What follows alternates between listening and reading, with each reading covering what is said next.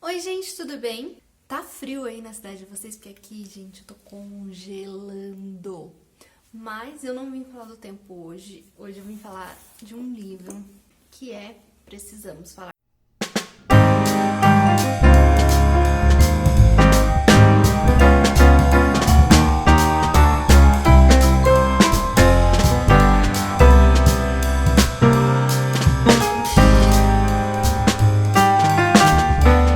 Que ele nascia, associei nosso filho com as minhas próprias limitações, não só com o sofrimento, mas também com a derrota. Esse aqui é um livro que mexeu demais comigo, em todos os sentidos. Ele vai desmistificar a maternidade, ele vai trazer tudo de pior que a maternidade tem. É um livro que me deixou aterrorizada e emocionada ao mesmo tempo. É um livro que vai trazer todas as consequências de se ter um filho por conveniência. E essa conveniência pode ser de várias formas, tá? Uma mulher que resolve ter um filho só para salvar o casamento, uma mulher que resolve ter um filho só porque o marido quer que ela tenha um filho, ou como no caso da nossa personagem, uma mulher que resolve ter um filho por conta dos padrões da sociedade. Uma sociedade que espera que uma mulher de 30 e poucos anos, casada, já deveria ter um filho. É um livro que vai tratar sobre frustrações. Então, a nossa personagem ela é super frustrada com as próprias expectativas. Na verdade, são expectativas que são impostas a ela, não é nem aquilo que ela realmente quer para a vida dela. Então, são coisas que a sociedade espera que uma mulher tenha, que uma mulher faça, e ela cria aquilo dentro da cabeça dela que ela tem que fazer, ao mesmo tempo que ela não quer fazer aquilo. Então, ela acaba se frustrando, porque é lógico, né, que quando você faz algo assim, simplesmente por conveniência, aquilo não é interessante para você. Esse livro aqui é um livro epistolar, ou seja, ele é escrito em formato de cartas. Essas cartas, quem escreve é a Eva. A Eva, ela escreve essas cartas para o marido dela, o Franklin. E logo no começo da história, a gente já percebe que a Eva e o Franklin, eles não estão mais juntos. O filho do casal, que é o Kevin, propriamente dito, ele tem 17 anos, é um adolescente e ele tá preso. Quando o Kevin ele tá para completar 16 anos, ele comete um massacre na escola dele. A gente teve alguns casos desse aqui no Brasil, infelizmente, mas nos Estados Unidos um caso que ficou bastante famoso foi o massacre de Columbine, onde 2 garotos entraram numa escola armados e mataram diversas pessoas, alunos e professores também. A Lionel ela vai se basear neste massacre de Columbine. O massacre de Columbine ele ocorreu em 1999 e esse livro foi escrito em 2003. E diversos momentos do livro também ela faz menção a esse massacre em específico. A gente vai acompanhar então a busca dessa mãe por uma justificativa do porquê o Kevin fez aquilo que ele fez. Porque ele chegou ao ponto de matar várias pessoas, vários alunos. Então ela vai, por meio dessas cartas, retornar ao passado, desde quando ela conheceu o Franklin, até quando eles resolveram engravidar do Kevin, até quando o Kevin nasceu, os primeiros anos do Kevin. Uma das coisas que mais choca no início do livro é que a Eva ela nunca quis ser mãe. Então, ela era dona de uma revista de turismo, então ela estava sempre ali viajando, buscando novas experiências. Ela se casa com o Franklin, ela continua tendo a revista dela, só que ela começa a se pressionar porque ela entende que, como ela ama tanto o marido dela, ela deveria dar um filho para ele. Eu não senti aqui na leitura que o marido dela exigia isso dela. Tanto que algumas vezes ele até pergunta, você tem certeza que você quer ter um filho? E ela fala, não, eu tenho. Só que no fundo ela não tinha certeza, ela não queria ter um filho. Ela sentia que ela deveria ter, por conta do padrão da sociedade, ela sentia que ela deveria ter um filho porque o marido dela adorava crianças, então ele se dava super bem com as crianças ali, os filhos dos amigos, então ela sentia que ela deveria dar um filho para ele. Só que ela sempre sentiu que não era bem isso que ela queria. Eles tentam engravidar durante alguns meses, e durante esses meses, toda vez que ela não engravida, ela meio que comemora por dentro e por fora ela demonstra tristeza. Então ela tá sempre escondendo aquele sentimento. Até que ela vai engravidar do Kevin e logo que ela engravida, ela começa a odiar tudo em relação à gravidez. Então ela começa a se incomodar com as mudanças do corpo dela, ela começa a se incomodar com as privações que ela tá tendo, porque ela não pode mais beber um vinho, o marido dela começa a ter aquela super proteção, ele não deixa ela dançar, ele não deixa ela sair, quando o Kevin nasce ela vai ter que parar de trabalhar, então aquilo começa a incomodar muito ela, inclusive o casamento deles começa a ter ali alguns problemas logo quando ela engravida. O livro inteiro é muito pesado, mas uma das cenas que eu achei bem pesada é quando o Kevin vai nascer. No momento ali do parto, ela começa a meio que não querer que ele saia, porque ela não quer ter que lidar com esse filho. E quando ele nasce, ela fica esperando aquele sentimento que todo mundo fala, que as pessoas falam pra ela, não, quando o seu bebê nascer, você vai sentir um amor incondicional, um sentimento único.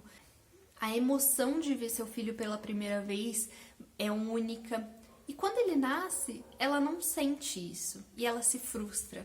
E ela fica, mas não era pra eu estar sentindo algo diferente? Não era pra eu estar sentindo uma emoção muito grande? E ela não sente. Ao mesmo tempo, a impressão que dá é que o Kevin sentia tudo aquilo que a mãe estava passando pra ele. Quando ele estava com ela, ele não parava de chorar, ele ficava um bebê insuportável.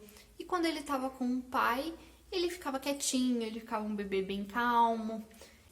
Ao longo dos anos, isso vai se piorando muito. Ela vai se afastando cada vez mais desse filho. O Kevin, ele começa a ter vários problemas, então ele é uma criança que demora muito tempo para começar a falar. Ele fica muitos anos usando fralda, ele demora muito tempo para ter esse desfraude. E a impressão que dá é que ele faz isso por birra, para incomodar a mãe mesmo. Porque a mãe fica cada vez mais nervosa. Ao mesmo tempo que ela vai fazendo esses flashbacks de quando Kevin era criança, os primeiros anos dele, ela também vai contando um pouco de como tá a vida dela agora. Tudo que ela tá tendo que lidar sendo a mãe de um psicopata, basicamente, assim. A mãe de um assassino. Como que a vida dela mudou. E como que ela lida com essa culpa por tudo que o filho fez. Porque, querendo ou não, ela faz sim o papel de mãe, ela tenta fazer esse papel de mãe, ela tenta gostar do filho, ela se esforça, mas aquilo não vem dentro dela. E a todo momento é forçado, e o Kevin sente que aquilo é forçado, que aquele amor é forçado. E aí a gente vai acompanhando todos esses anos do Kevin até o dia que ele chega na escola e ele resolve cometer um massacre. Esse livro me fez pensar muito, porque querendo ou não, todo psicopata nasceu de uma mãe. Todo assassino teve uma mãe.